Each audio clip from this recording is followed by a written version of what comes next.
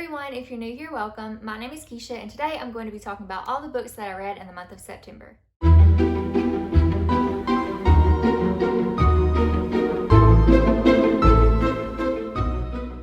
So I ended up reading a total of 14 books in September, which is really funny because I also want to read 14 books in October. Will I be able to do that again? I don't have high hopes, but I'm gonna try. Let's just go ahead and get into what I read in September. So the first books that I read in September were the Worst Witch series by Jill Murphy. You may remember me talking about this earlier on because I did do a reading vlog where I read the entire series, and I also watched the TV series adaptation that I watched growing up that came out in the late 90s. And I also found out that there was a 80s movie adaptation and then also a Netflix adaptation TV series, and so I watched all of those, read all the books, and then did a vlog about it. So I will link that down below if any of you are interested in checking that out. But anyways, this series is about a girl named Mildred Hubble, who is the worst witch at Miss Cackle's Academy. She just can't ever get it right. She is the worst witch at this school, but you can't help but feel for Mildred because sometimes it just seems like things happen that are out of her control. So I really liked this series. As an adult, I don't feel like it holds up as much as when I was a child. I feel like if I would have read this when I was 7, I probably would have really enjoyed it. I do think this is a lower middle grade series. There are lots of pictures in the books, there's big text, and they're very short to read. So I feel like if you like younger middle grade, or if you have a younger child that's about 7 or 8, they will probably really enjoy this series. However, as an adult, I feel like they were just kind of more nostalgic for me. So I ended up giving the entire series 3 stars, which I still think is really good, but it's definitely a story of its time. I believe these were all written in the 70s, and the stories did get better as I went through. Some of my favorites, I think one of my favorites was the, let's see, A Bad Spell for the Worst Witch. Was that the one that was my favorite? Maybe. I don't even remember now. I can't remember. Do you guys do that? Like you get to the end of the month and you're like, I don't even remember. Oh, the second one, the worst witch strikes again, was the one where her new friend came and there was like a monkey. That was a good one. And they just got better as they went. There was a couple that were really cute. There were a couple where I would get kind of annoyed because Mildred's luck would just seemingly like always be bad, and the mean girl Ethel was just never got what she deserved in my opinion. But I do think these are a great fall read for younger middle grade children. The next book that I read was an audio book that I just randomly picked up. It was not on my TBR for the month, but I ended up listening to Follow Me to Ground. Now, I had seen this book around a little bit and the cover looked really intriguing, and that's really what drew me to it. But then I read the synopsis and I was like, I don't know if this sounds good or not. And then Liv from Liv's Library read it and she said that it was really good. She gave it like 4 stars, and I was like, okay, if Liv likes it, then I'll probably like it.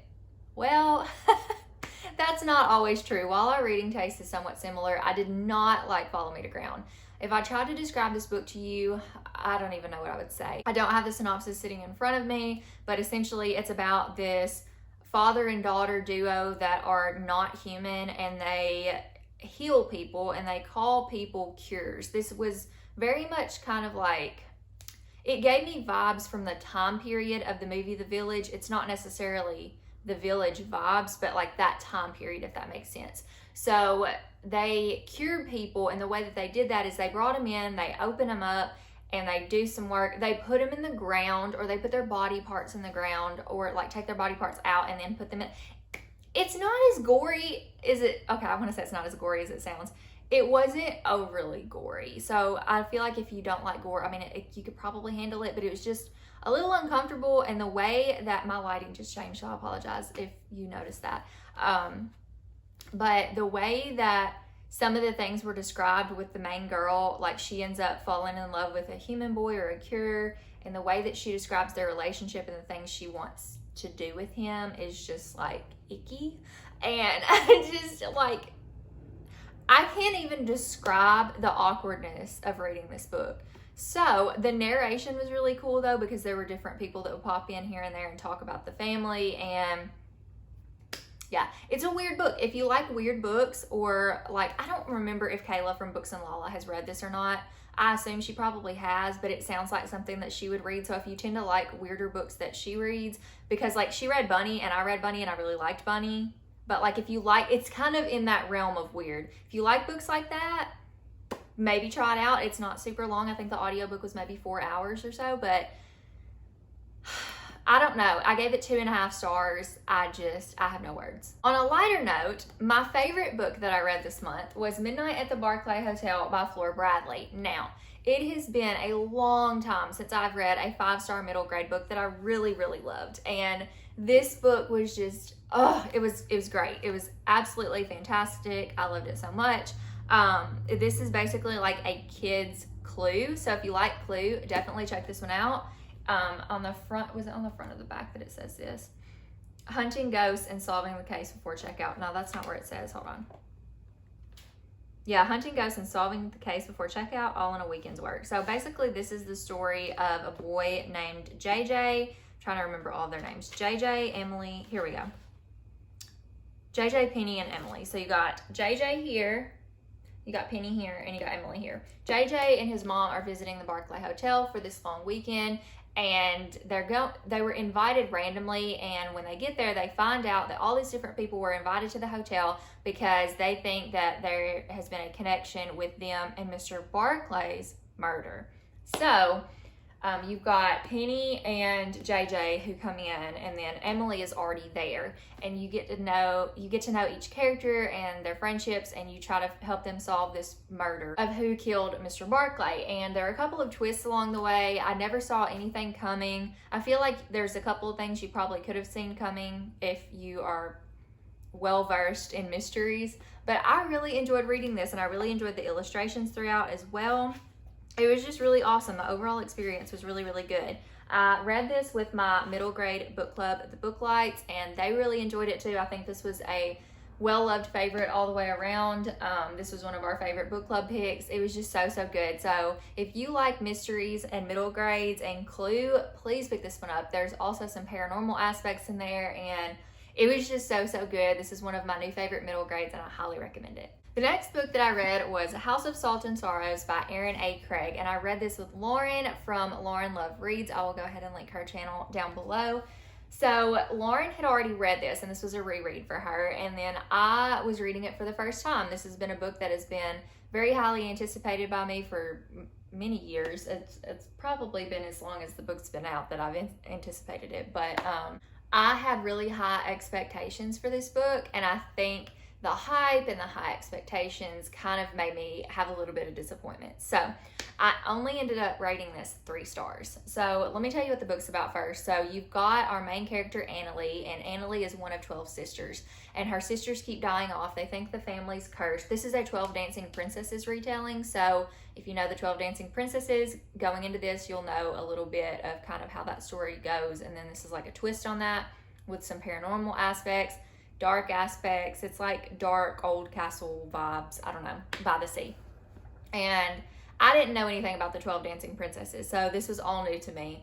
And I think I found out that I'm not really into fairy tales much anymore. So I'm probably going to veer from that. There are a couple of books that I still want to try that are like fairy tale-esque fantasy books, but I'm thinking that this is just not my vibe anymore, because I think that the writing was really good, and I think that like the story was really good, especially for Erin A. Craig's debut. I think that it was very well done. I just think for personal enjoyment, I didn't like it as much.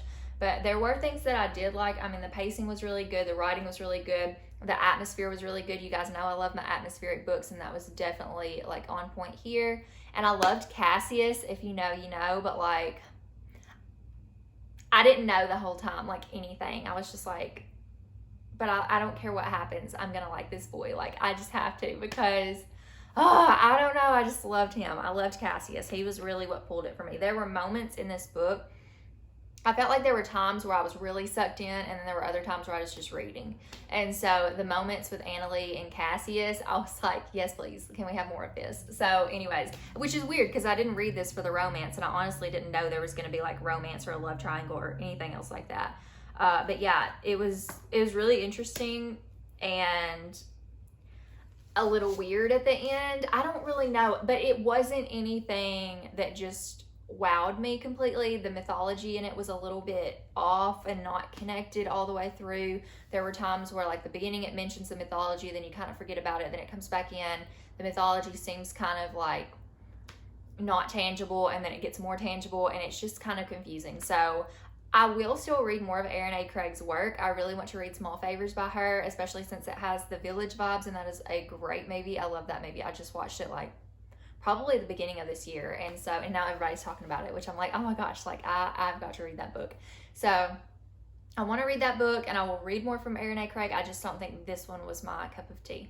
Next up, I read a book called Crenshaw by Katherine Applegate. I have read The One and Only Ivan by Katherine Applegate, and I really loved that one. So I was kind of looking for an audiobook to just kind of fill in while I was reading some other things, and I decided to pick up Crenshaw. And I didn't really know a lot about Crenshaw. I just knew it was about a boy who had an imaginary friend that was a cat, because on the cover, you've got a boy sitting on a bench with a giant cat who is obviously imaginary, because I don't know that there are any cats in the world that are that huge. So I may be wrong, but I'm pretty sure there's not. So this story was so much more deep than what I expected going in. I think that if I would have read it physically, I would have gotten a lot more out of it. Now, that's not to say, like, I still rated this book 4 stars, but essentially it was about our main character being homeless or experiencing homelessness a couple of times in his life. It was him and his parents and his younger sister and their dog, and it was just really, I don't want to say heartbreaking, but it definitely grips your heart and makes you think about stuff and makes you kind of look at homelessness through a different lens. Because sometimes I think we look at homelessness and think it's just like this old guy sitting on the side of the road with a sign and he has no home. He probably stays at a homeless shelter, but sometimes homelessness looks like, you know, you don't have enough money to pay your mortgage or something, so you lose your house and you have to live in your car for a little while with your family and maybe play some music on the side of the road and just do what you can to get back in. Like, it doesn't always look as messy, I think, as people tend to think it does, or at least, like, I feel like this is how I grew up thinking of it. Where I live, it's just a little bit different, but sometimes we never know. Like, kids come to school and you never know if a kid's living out of their car, or, you know what I mean? Like, you just never know. And the fact of how Crenshaw came into this, who is the cat, and kind of played a significant role in our main character's life while he was going through all of this and just kind of coming to terms with what he went through. And I don't know, it was very, very good. So if you want a good, heartwarming, heartfelt, kind of heartbreaking at times story, definitely pick up Crenshaw by Katherine Applegate. It was so good, and yeah, I gave it 4 stars, so I highly recommend that one. Then I read Love, Sugar, Magic, A Dash of Trouble by Anna Mariano. I read this with Ashley and Tegan from the Biblios podcast. This was our buddy read for the month, and once again, I was a little bit disappointed. So the cover of this book is so stinking cute. Like, this is really what drew me in, and this is the first book in a series. I probably won't continue on, but it follows our main character, Leonora, and Leo is the youngest in her family, and her family owns this bakery, and she wants nothing more than to be able to help with the bakery and to help with the upcoming Dia de los Muertos festival and baking for that. But her mom says she's too young, but all of her sisters get to help, and then one day she finds out that her family and her sisters, her mom, her grandmother, are all part of a lineage of witches called Brujas, and Leo wants to practice magic and kind of learn all these things, and so she finds a perfect opportunity when her best friend Caroline has a problem that needs solving, and Leo tries to fix it with a little bit of magic, and things go awry from there. So this story was really cute and really sweet. It was a younger middle grade. I think lots of kids would love this. I just feel like, once again, same scenario as this as with The Worst Witch. This is more mature than The Worst Witch, but I feel like for me as an adult reader, which this is not for me, we have to remember middle grade is for middle grade, not for adults, but I'm just letting you guys know, as an adult reader, I feel like this was really cute and really sweet and kind of like silly, like little kid silly. So it wasn't my favorite. I gave it 3 stars. I thought it was good, and yeah, I don't know. I just don't think it was like good for me, but I do think kiddos would really like this. There's a lot of Spanish in here. Some of it is explained and some of it is not, but I think it would be really good for kids who are growing up and learning 2 languages or bilinguals. I think that would be really awesome if you want to learn a little bit of Spanish, because I thought that was really neat. A lot of the recipes in here that are mentioned, they go through and they're written in Spanish, and I thought that was really neat because I could pick out some of the words from when I was growing up. I took Spanish through high school and in college, and I could pick out some of the words, and so I'm like, oh, I know what this is. So it is a little bit, I wouldn't say it's like half and half. There's not like a ton of Spanish, but there's just enough. So this is a very good, diverse book as well. You get to learn a little bit about Mexican culture also, but with a touch of magic. So I would recommend this for younger middle grade. My goodness, my words today. Younger middle grade, and it is a cute book for spooky season. It's not really like a spooky book, but it's a good fall read. And the last book that I read this month was The Peculiar Incident on Shady Street by Lindsay Curry. I ended up listening to this one on audiobook just because I was running out of time. There were also 2 other books I was supposed to read this month, and I did not get to them.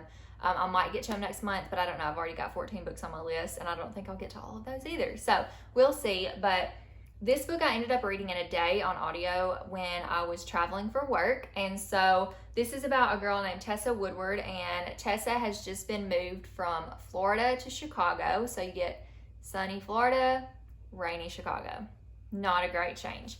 And she's really bummed out. She's homesick. She's missing her best friend. And come to find out, not only is all of that bothering her, but it seems like she's living in a haunted house. The lights are flickering and these weird drawings are coming up different places. And there is, now on the back of the book, it says there's a mannequin, which that really bugs me because there's not a mannequin in this book. It's a ventriloquist dummy. And so her brother has this ventriloquist dummy, which is super creepy. Like, I don't do dolls. And like, I don't know if you guys have seen the movie Dead Silence. I could not get through like the first 5 minutes of it. Like, no, thank you. So that's kind of like, oh, it was super creepy. But yeah, so that's there. And Tessa realizes that somebody's trying to communicate with her, and she's trying to find out what happened all of these years ago, and the mystery behind all this creepy stuff that's happening. Now, I will say this.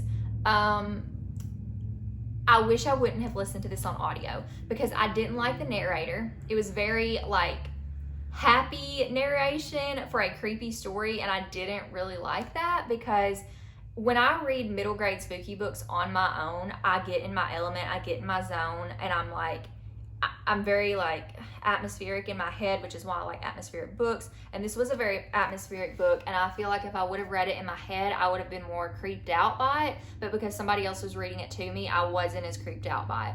Also, the narrator, like, okay, this is, I don't want to be mean, but like, if you can't do a different voice, don't do your voice like this because it's really annoying. Like, you know what I mean? Like, if you can't do different voices, please don't just make your voice high pitched. It's just super annoying.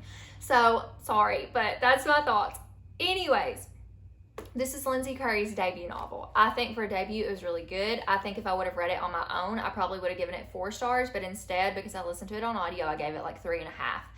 So maybe I'll reread this one day on my own and I'll enjoy it better, but I do think this is a really cool story. I really like the mystery behind it, and the creepiness was like on point. So if you're looking for a good middle grade spooky book, I would highly recommend this one. I know I said I only rated it 3.5 stars, but you've got to remember that my experience was tainted by the audiobook. So I think I will still enjoy, there's a bug flying around, my goodness.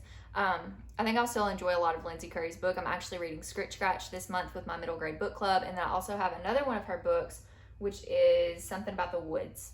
I keep wanting to say Into the Woods, and that's not what it is. What Lives in the Woods, maybe. Anyways, I did think this was a good book, and I hope to revisit it in the future and hopefully enjoy it a little bit better than when I listened to the audio. But I still think if you want a middle grade spooky book, the creep factor in this is, yeah, definitely check this out. Okay, y'all, that is all the books that I read in September. I did not get to Mexican Gothic, which I am still planning on reading because I read the first couple of chapters and I was really enjoying that. I was reading that with Lauren from Lauren Love Reads, and she ended up finishing it super quick, and I feel bad because I didn't get to it, but she rated it 5 stars, and I really feel like I'm going to like it. I know it's a book that is very controversial. Some people love it, some people hate it, but I'm really hoping I'm going to be on the love it end because I'm really liking it so far. And I also did not get to The Door by the Staircase. We're not going to talk about it.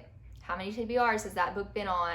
But it's okay, because you know what? Behind the Bookcase, the other one that I need to read that's like Coraline-esque, that's one of the first books I'm reading in October. So it's fine. It's going to be fine. And if I get a chance to read The Door by the Staircase, then I will. I'm just terrible at putting books off. But hopefully I'll have a chance to get all these read this month. I'm going to try to do more audiobooks since I'll be traveling some for work. But I am at a new job, and it is kind of stressful at times, and I get tired when I get home, so I don't get to read as much at night. So we'll see if I read all 14 books in October. plus the couple that I want to add back on there. But anyways, thank you guys so much for watching this video. If you have read any of the books that I mentioned, let me know in the comments what you thought about them, or if any of them piqued your interest and you think you might want to read them in the future, let me know. And also tell me what your favorite book that you read in September was. All right, well, that's going to be it for this video, and I will see you guys in my next one. Bye, friends.